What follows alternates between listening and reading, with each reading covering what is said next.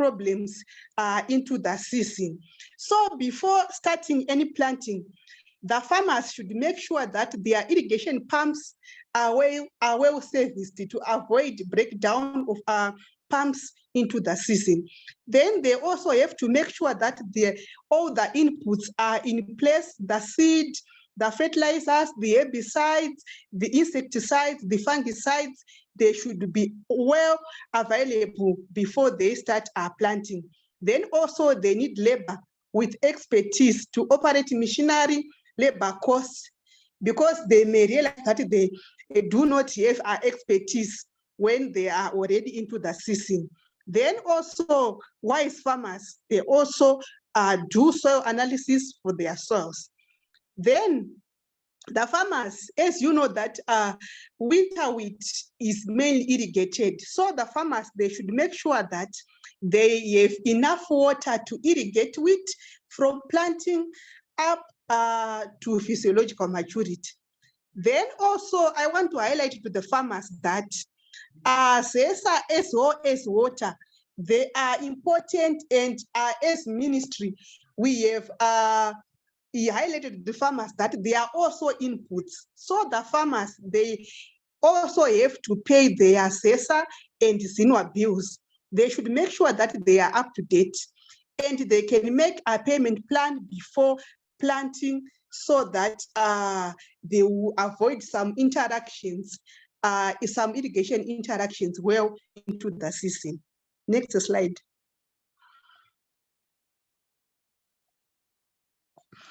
Then I also want to touch on the recommended planting dates.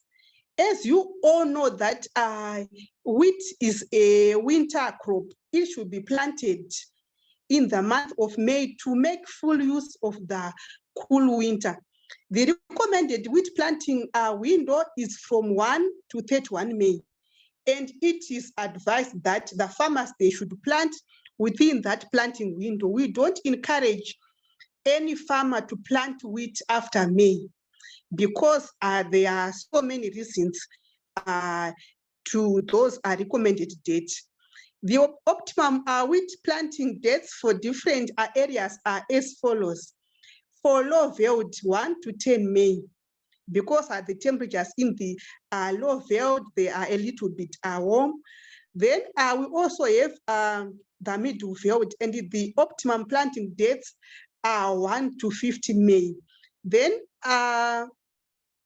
we also have for the rest of the country for 1 to 25 May, but we say that by the 31st of May, all the farmers should have planted.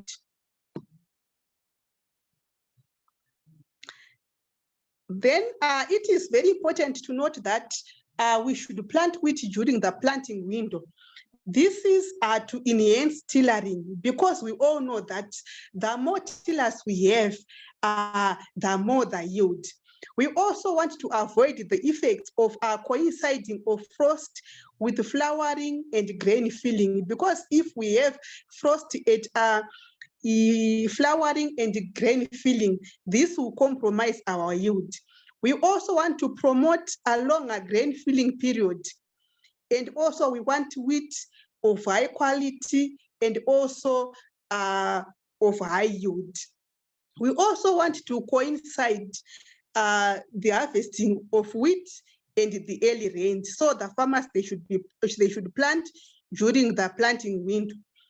And there are also a problem of high pest and disease infestation.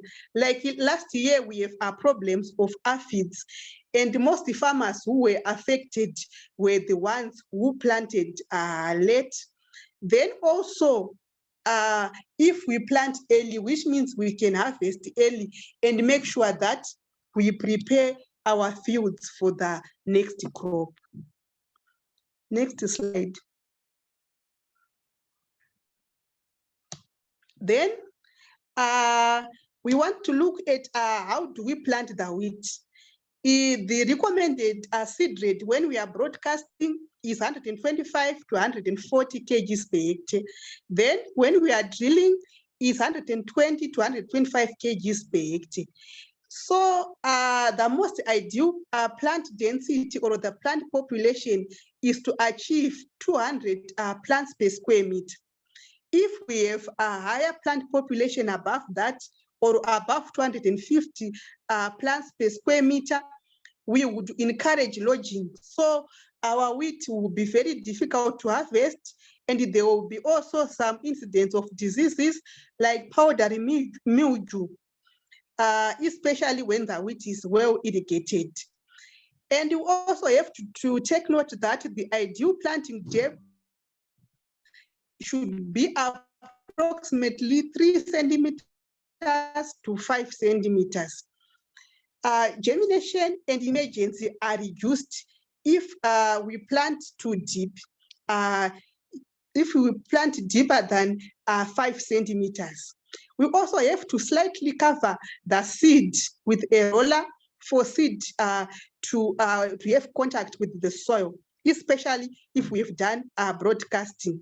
And the recommended spacing for drilling is 15 to 25 centimeters. There is yield disadvantage. There will be yield reduction if our rows they are wider than 30 centimeters, because we'll be having low crop stand. So we'll be compromising our wheat if we widen our rows more than 30 centimeters.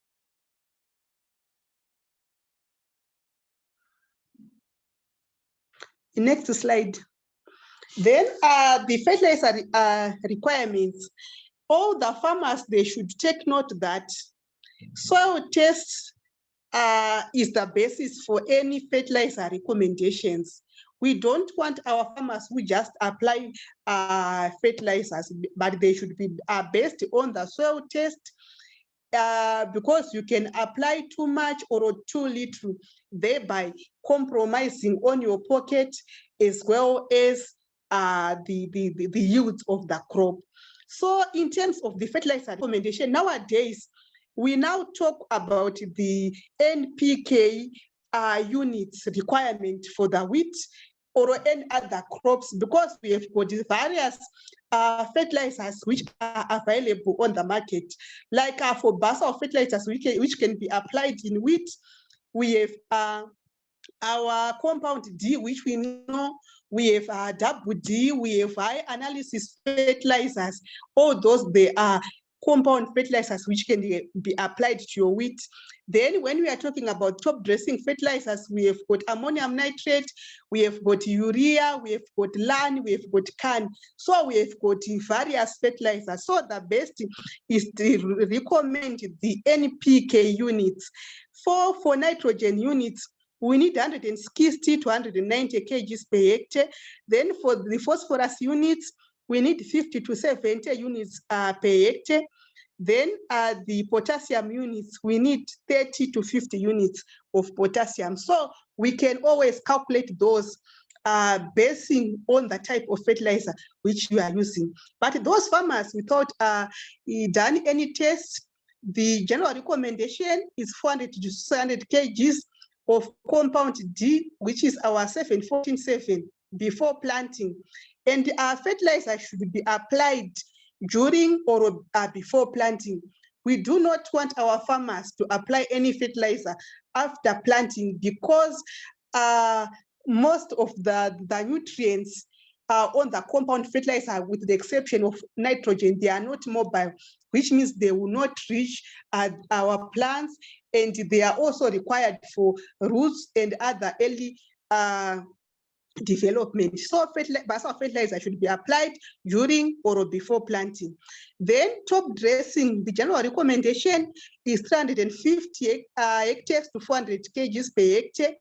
And a split application of top dressing fertilizer is recommended. First top dressing fertilizer, 21 days after emergence. Second top dressing fertilizer, this is the second one after splitting, should be applied 7 to 10 days later. Next slide.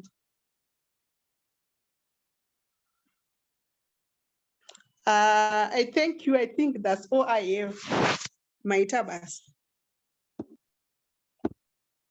Thank you so much. Thank you so much, Sibongile, for that detailed presentation on wheat production.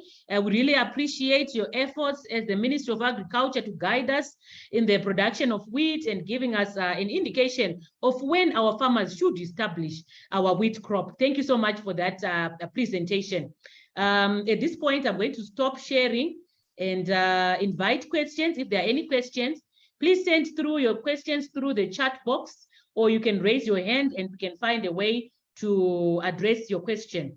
At this point, we are going to give you the presentation that we have from CITCO. Then after that presentation, we'll have a brief discussion from Dr. Tegwe Soko in terms of the key issues that might be aligned to wheat production. Then we will share a practical video of farmers who are planting their wheat crop and farmers who have already established their wheat crop, because we want to hear from the farmers themselves who are on the ground what's happening in terms of wheat production. So at this point, I'm going to share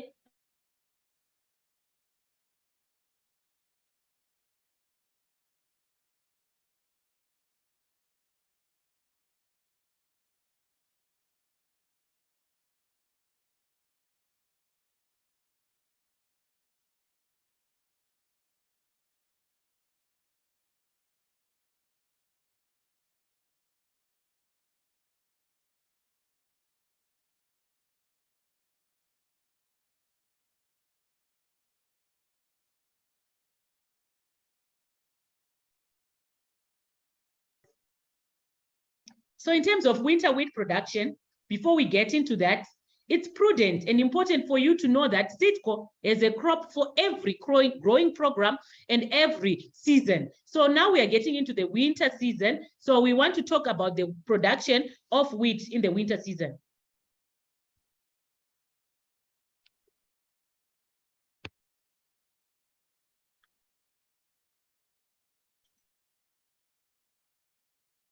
In terms of the presentation, it's going to run for about 15 to 20 minutes.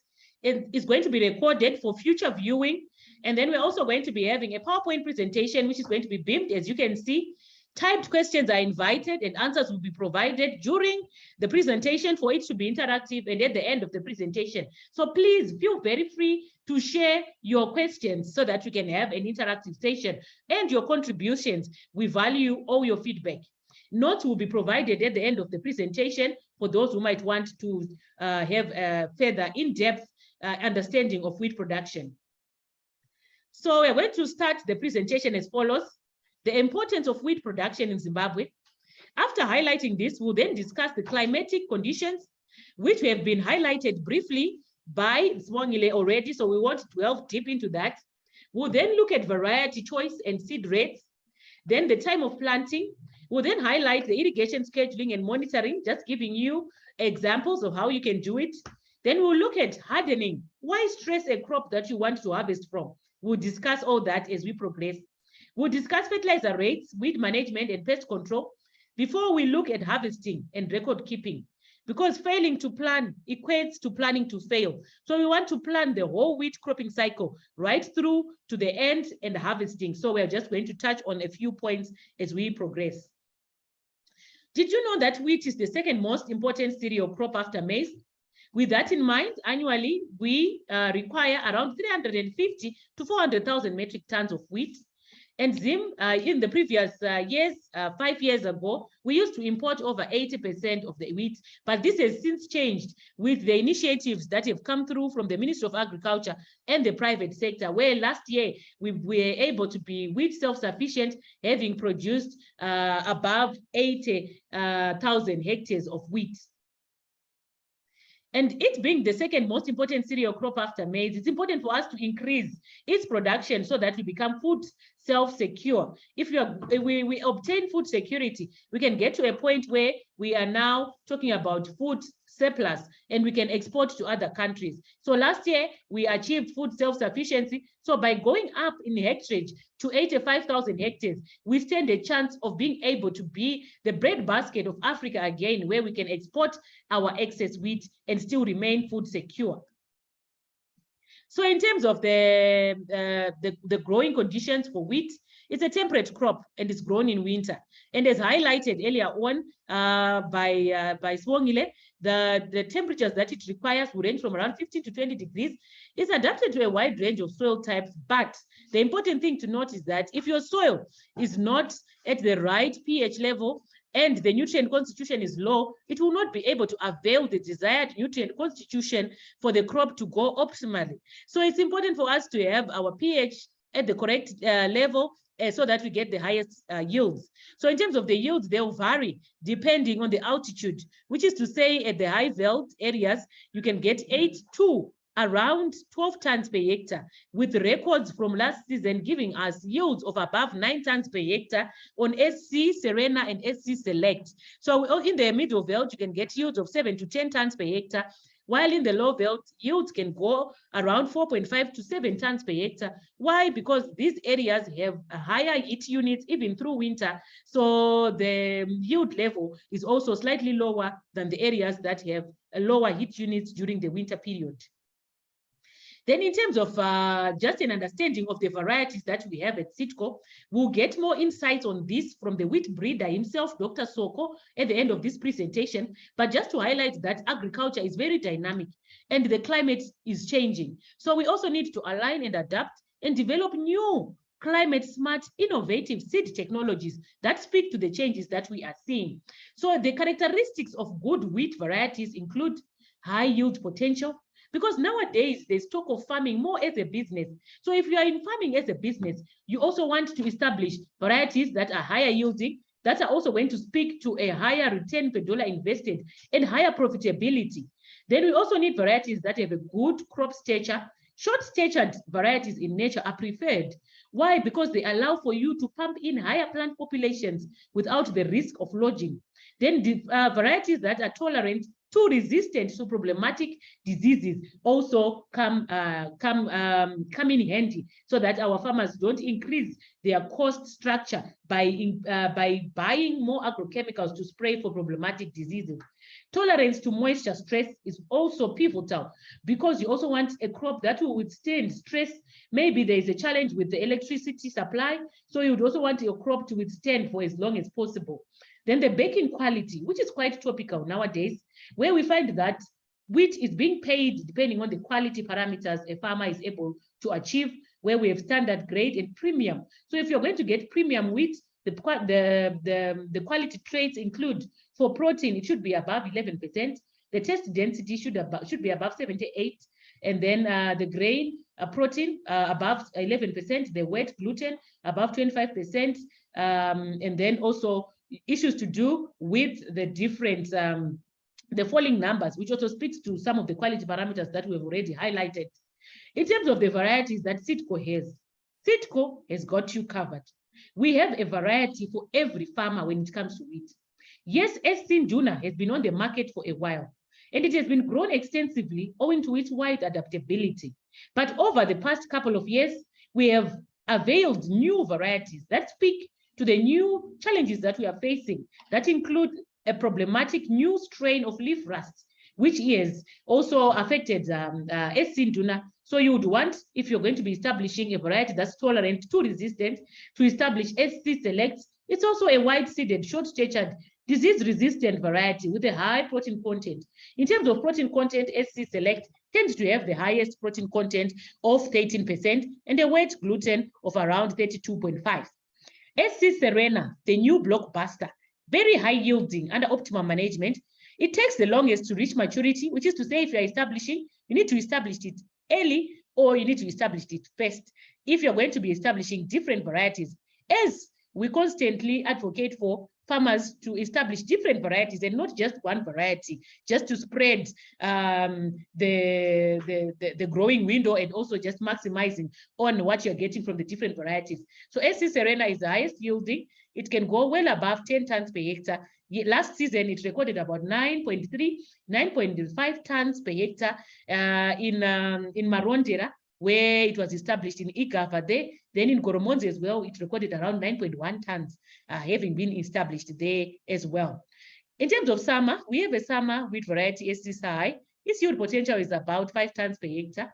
Owing to the high heat units experienced in summer, But if it's going to be established in summer, farmers should also know that disease pressure will be very high. So optimal management will be required. But for now, we are talking about the winter wheat crop, which is upon us, and farmers are busy in the fields harvesting the summer crop and establishing the winter wheat crop. Then moving on to the seed rates, as already highlighted, the optimum plant population will be around 220 to 250 plants per square meter. And then this will speak to around 110, 120, which was highlighted by Swongile from the Ministry of Agriculture. And now there's a talk of increasing the population even higher, where we saw that the ministry is also moving to increase the population from for seed drill to around 120 to 140, while for 120 to 130, while for broadcasting, it would be above that, because you are going to be using spreading implements that include the Vicon spreader. They both achieve the desired result if they are used the correct way. Why is it important for us to catch the wheat planting window? It's important to understand that if you fail to catch one planting window, it has a ripple effect on the coming season or the coming planting window, where if you plant late, if you plant your wheat late, the rains will come in and affect the quality of your crop. They will affect the falling numbers. It will lead to sprouting of your grain if there is rain at the time of harvesting. If you're also going to catch the planting window, you will avoid the time when there's high pest and disease pressure. And we heard from Mrs. Mangena, where she highlighted that last year, there were incidents of aphid pressure being high, particularly on the late planted crop that came in after the May window, because they were late crops. So the incidents of disease and insect pest pressure were higher at that time because the heat units were also picking up. Critical growth stages occur during desired climatic conditions if you plant on time. Like right now, we are seeing that the temperatures are going down, particularly the early morning temperature and the night temperatures, which is also conducive, and the temperatures will be also conducive if you plant now when you get into the hardening and tillering phase of your crop. Mid-April and the last week of May are the recommended times for you to be establishing your wheat crop. However, the best wheat comes out within the first 2 weeks of May, which is now, which is why we thought it prudent for us to have this webinar now, so that you get, once we finish the webinar, you get straight into the field and start planting, because you get the best desired results from that planting. Delayed planting results in a loss of about 50 kgs per hectare per day after the end of May. Yes, after the 15th of May, that's when optimum results come out. But if you can still plant right through until the end of May, depending on your growing area. Then in terms of the growth stages, just to highlight that the critical growth stages of wheat, we have the tillering stage, which requires cool temperatures, and hardening also induces tillering and crown root development. Jointing, we have booting, heading. You don't want to stress your crop even in terms of moisture at stages like booting and heading, where it's the stage where grain filling also occurs. Then in terms of land preparation, as highlighted earlier on, a fine tilt is recommended, because judging from the size of the grain of wheat, if it's going to be broadcasted on poorly prepared soil, it means the germination will also be affected. Then we also have irrigation to field capacity being recommended, whereby you find that if you're going to irrigate to field capacity, by the time your crop emerges, this will also increase your chances of getting a higher crop stand at establishment, and your population will also be optimal. Irrigation to field capacity soon after planting to achieve optimum germination is recommended. And you can come in again as around day 5 to break the crust surface on the soil. Then light irrigation is what we are talking about. Day 4, day 5, you can also come in to also break the crust and allow for the crop to germinate well. In terms of irrigation requirements, a farmer should know that the whole cropping cycle of wheat will require 450 to 600 millimeters per hectare, which is 4.5 to 6 megaliters. So it's important for you to know whether or not your water source has the capacity to give you this amount of water, whereby you won't have incidences where you're starving your crop midway or at the end because you have not calculated well in terms of the irrigation capacity you have.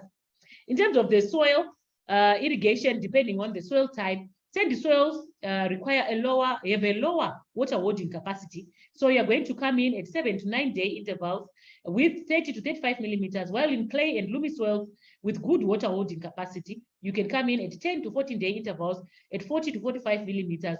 And center pivot irrigation, you can do 22 millimeter cycles at 5-day intervals. But again, this is not set on stone because it's also guided by your ability to irrigate, the availability of electricity, where the Ministry of Agriculture has also alluded to the fact that we might be getting uninterrupted electricity supply on about 4 days for the wheat growing areas. So we look forward to this also coming to fruition, having seen its evidence in the past 2 weeks. You also need to use a soil auger to sample the depth at which the moisture was before you started planting, after you started planting, so that you can be able to gauge the amount of water you have applied and make informed decisions for the cropping, for the future irrigation schedule.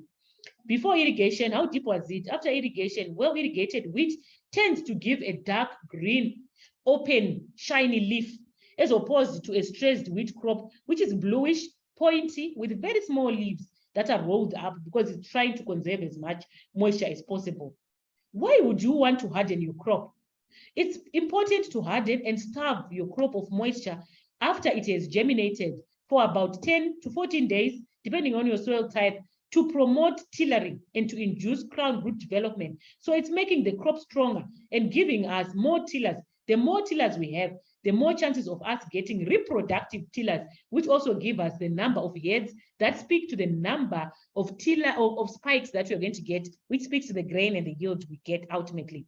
So after hardening, light irrigation is recommended. Then you come in with your top dressing and herbicide application, guided by the weed spectrum in your field and the cropping program that you had previously, where we are saying if you had a maize crop, you also need to pick your herbicides wisely, being guided by the fact that volunteer maize might also come in.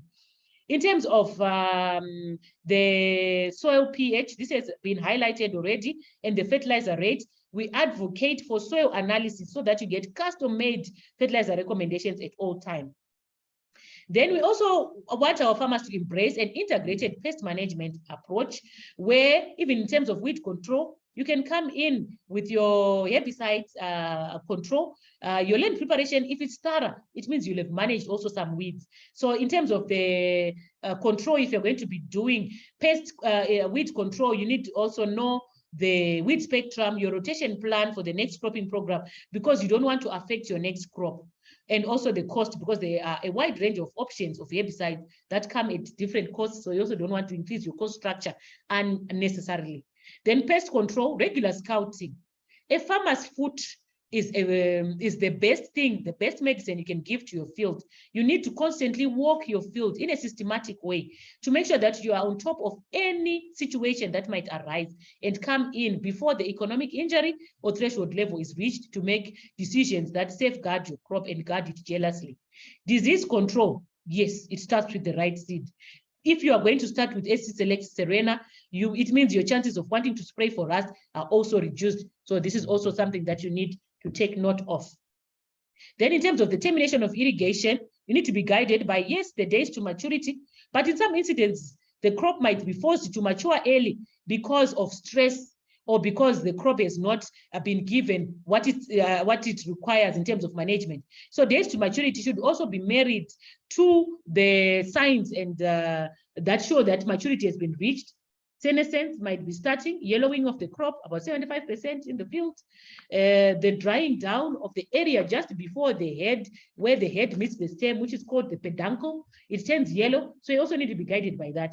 Then once this starts, before all of this starts, you need to be ready in terms of harvesting, because if you don't have a combine harvester ready, those flash rains that might come in early October might find your crop still in the field and might affect its quality. So this is also quite important for you to get all your ducks in a row by the time you start harvesting. With that said, I would just like to highlight that you need to plan ahead. And planning ahead is making sure that you plan right through to the harvesting to make sure that everything is in place, and you need to start on time. Start at field capacity in terms of irrigation. It gives your crop a fighting chance even during the time of hardening. At least it will have the irrigation that it requires for establishment to have occurred. Weed disease control, timing of the last irrigation, and making sure that you are keeping records because you are only as good as the way you understand the previous seasons, the season that you are in, so that you'll be able to make informed decisions. And keeping records is the only way you can do this. The records should not be only for irrigation. They should be for the planting dates, the spraying dates, so that next season you will be on top of the situation and will be guided accordingly. With that said, I would like to thank you for joining us, and I would like to invite Dr. Soko to come through and give us a few remarks for the next 3 to 5 minutes. Then we'll show you a practical illustration of planting, which we were doing yesterday in Goromonzi, as our farmers take a gear, go to the next gear in terms of planting their wheat crop. Dr. Tegwe Soko, over to you, say, for your brief insights, informed insights on wheat production. Thank you, Wendy. Afternoon, farmers, afternoon, extensionist, afternoon, participants. Maybe as a summary from what the ministry and also what Wendy highlighted, I will just summarize the key components in terms of wheat production. Our wheat is being grown from May to October, mainly because it's a temperate crop. In order to accumulate the yield, it requires low temperatures. And these low temperatures are only observed or seen during the winter season here in Zimbabwe. That's why we get the optimum yields during winter. So what is key in terms of climatic conditions is the temperature and also water availability, which means in terms of temperature, it is also affected by altitude. The higher you go, the cooler it becomes. That's why the low-field areas below 800 meters above sea level, the genetic potential of our varieties is below 6 tons per hectare, 4 to 6 tons per hectare. Middle field, 800 to 1,200 meters above sea level, you are looking at 6 to 8 tons per hectare. And then the high potential areas, that's the high field, which are areas which are above 1,200 meters above sea level. That's where you can get more than 10 tons per hectare. It's mainly because of the temperature that tend to affect the growth of our wheat. And then also as farmers, what we need to understand are the critical stages that have been mentioned earlier on. Obviously, you need to start with a good crop stand, which means emergence is very critical. You need to make sure that you provide your crop with the adequate conditions for it to germinate. Otherwise, without germination, without emergency, already you are starting at a loss. So emergence is a critical stage.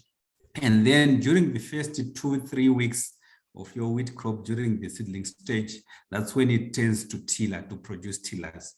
You have heard from the agronomists that tillers are one of the yield components. So in theory, you would expect a plant to have more tillers, 8 to 10 tillers per plant. That's ideal. And that tillering process is only promoted by the cooler conditions that are experienced during the month of May and possibly the first 2 weeks of June.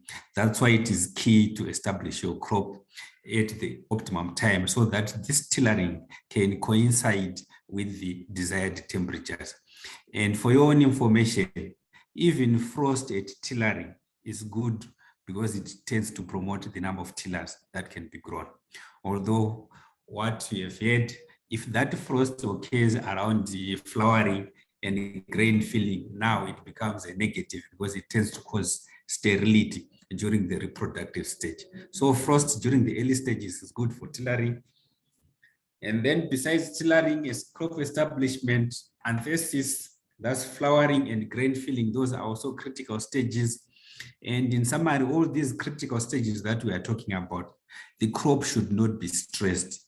And the stress can come in the form of moisture stress, mainly because maybe of load shedding, electricity, blackouts, or breakdowns in terms of our irrigation systems. We need to make sure that we repair them as fast as we can, especially when the crop is at these critical stages. Because as long as these critical stages are affected, then it also means the yield potential of our crop is also reduced. Then the other thing that I wanted to summarize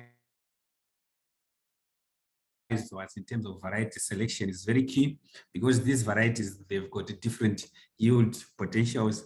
They also resist diseases at different levels. Some varieties are now susceptible to the current pathotypes of leaf rust, which is our main disease, but others are still resistant. Because as long as if you are growing a susceptible variety, you need also to have a fungicide spraying regime so that you reduce the impact of the leaf rust. So variety selection is very key. And then also, if you look at the end use, the millers, the bakers, and so on, they are looking at specific traits that are coming with these varieties. And these baking qualities, they tend to differ from variety to variety. So ultimately, as a farmer, as a grower, you need to choose your variety wisely, whether you are targeting high yield, whether you are targeting good end use qualities and all those things. Then the other thing, our crop mainly is machine harvested, which means the issue of plant height, which was highlighted, is very critical. You need a crop that has got good sustainability at harvesting so that at least you don't lose due to lodging. Then the general agronomics are also key, especially some farmers tend to over apply our water because of load shedding and the electricity challenges. Some farmers, when they get their electricity, they tend to over apply. That is also negative in the sense that it might cause waterlogging within the field. And if that happens, it minimizes aeration within the soil, and you end up finding some portions of your field wilting, mainly because the roots are rotten because of poor aeration and so on. So you only need to apply your water that is desired for plant utilization, not to over apply. Then fertilizers, obvious, they are also good for the crop to grow well, and especially nitrogen is also desired for the end use qualities, especially protein content and wheat gluten. Those ones are always based on the nitrogen content, which means you need to apply your fertilizers to the optimum as recommended so that all these processes get adequate nutrients, and then the quality parameters are also optimal. Then the other thing that I can also emphasize is the issue of rotation. If possible, let's try by all means to rotate our wheat with soybean, because the results indicate that the best yield potential, you always tend to get it if you follow a soybean crop. Why? Because maize and wheat, they are all cereals. They tend to share some challenges in terms of pests and also diseases.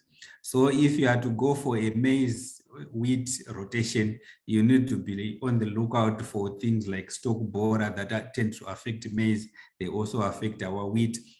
And then in terms of diseases, there are some diseases like fusarium. They also tend to affect our wheat. And then you might see a result in yield losses. So when you are choosing your rotations, the best optimum is a cereal to be followed by a legume. But if you have a cereal to cereal, then you need to make sure that you look out for those challenges that I mentioned earlier on. I think in summary, those are some of the areas that I thought I can highlight. Otherwise, thank you for the time. Over to you, Wendy. Thank you so much, Doc. Thank you so much for wrapping it up and bringing out the key indicators and the key areas that our farmers should take note of. Thank you so much, Dr. Soko, for that, for taking time out of planting. He's actually planting today. Our wheat department is planting wheat because we know the importance of catching the planting window. Thank you so much for that, Doc. So at this point, we are going to be sharing a presentation, a planting demo of what was being planted yesterday in Goromonzi at Arusha Farm in Mashonaland East Province. So please stay tuned for that.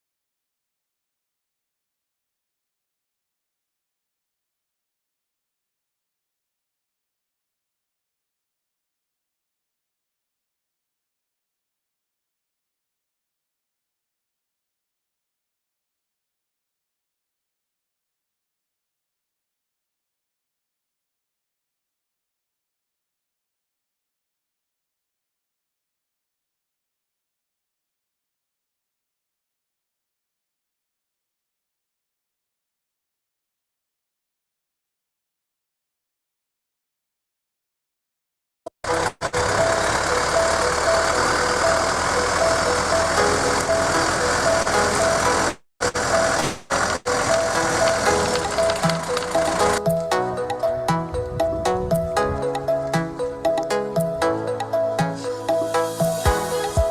name is Budala.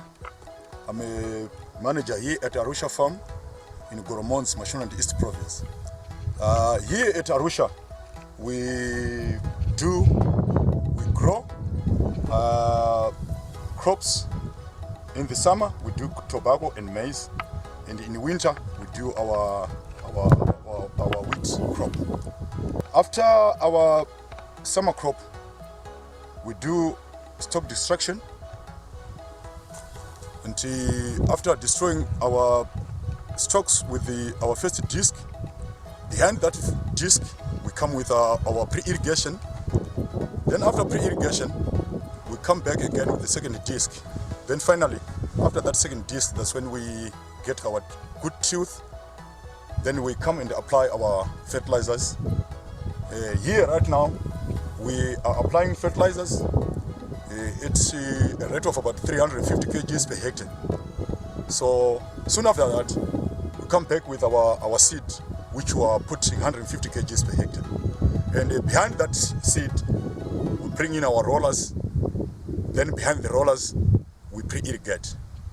Mostly, the reason why we pre-irrigate behind our first disc is to have residual moisture in our soil, so that when we, after putting our seed and rollers, we come back with another irrigation. So you see, by so doing, we want to link up our moisture to field capacity. That is very important to farmers, to know your moisture levels in your lands. That quickly gives you a nice germination and an even crop. After we have done our land preparation, we've got our fine tooth. We now come back to the machine that we use for our fertilizers and the seed. Here at Arusha, we normally use our Vicon, which is Gaspado.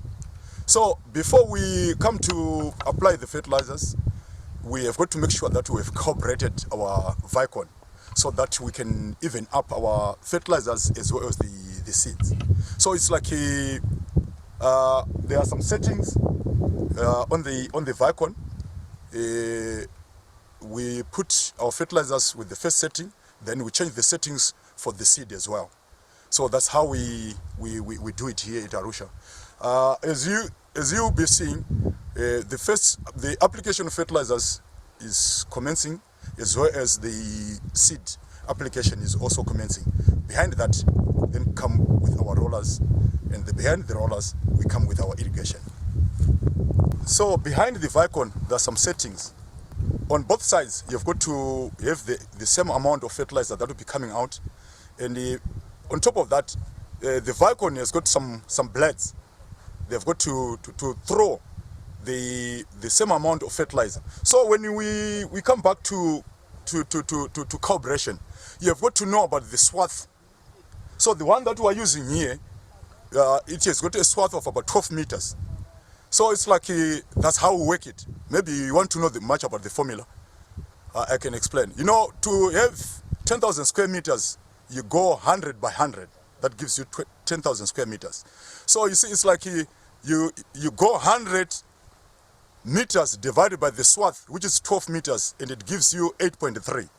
So in order to know the amount of fertilizer that you are putting per 100 meters, you have got to divide the amount of fertilizer. It's like 350 kgs divided by 8.3. It gives you an amount of fertilizers. That is the fertilizer you need to apply per meter. And with that reading, you get it nice and clear and correct for your hectare. Here at Arusha Farm, we normally grow seeds from seed crop. So because of our good seeds that we get from seed crop, here we are mainly doing those varieties like Serena. Right now, this year we are putting SC Serec. We've got some other varieties like Serena, we've got Nduna, we used to grow all those. But for this year, we are planting SC Select. I would like to encourage to all farmers in Zimbabwe. This is the right time now to start our winter crop, which is what we are doing here right now at Arusha farm. And doing this cropping needs time. You've got to take your time so that you achieve some good yields. If you come slightly late, there is some reasons why any latecomer is getting less yields. So the earlier we go in, the better yields we get, the better qualities we achieve. That is my encouragement to all farmers. And on top of that, we need our country to have more yields so that everybody can have bread, maybe at the cheapest price, because we'll be growing it in Zimbabwe on our own, instead of importing from outside countries. There you have it, farmers. Nothing beats a testimony from a seasoned farmer. Having established in the previous season, SC Select and SC Serena, they gave them yields of above 8 tons per hectare. So it's important for you to start on time, start with the right seed, and employ good agronomic practices to maximize on the return per dollar invested in farming. Remember, Seedco is the home of bumper harvest, and we've got you covered in terms of technical support, where you can engage our agronomists from the different provinces. You can also engage us on our different digital and social media platforms, where you can talk to us or through our website, which is our main channel of communication. You can go through our website, even for technical sheets and technical information that you might require. You can engage with us on our Facebook page, Twitter, Instagram. We are also on different platforms that you can engage us on, different WhatsApp groups as well, because we want to make sure that you get all the information you required readily available. Thank you so much for joining us. And thank you to our panel of experts who were also presenting today. Swongile, Mangena, thank you so much. And thank you so much, Dr. Tegwe Soko, for joining us. You may resume your planting now, Dr. Soko. Thank you so much for sparing time to be with us. And thank you to everyone who took this opportunity to share lunch with us and discuss winter wheat production. Thank you so much. Maybe let me just check on our Facebook page. We seem to have a question that has just come through from Chibuda Odias. What is the difference between SC Select and SC Nduna? Do we have early and medium varieties in wheat? Thank you so much for that. And we have a comment there from Ruben Smango. Good spirited presentations, Wongile. Thank you so much, Sibo, for your powerful presentation. Dr. Tegwe Soko, if you may take this question for us. What is the difference between SC Select and SC Nduna? And do we have early and medium varieties in wheat production? Over to you, Doc.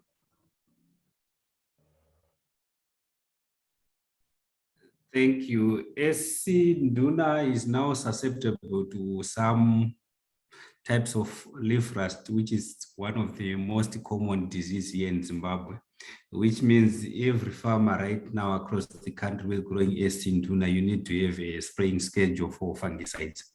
Then currently SC Select is still resistant to the pathotypes of leaf rust that we have. That is one of the major difference between the two varieties.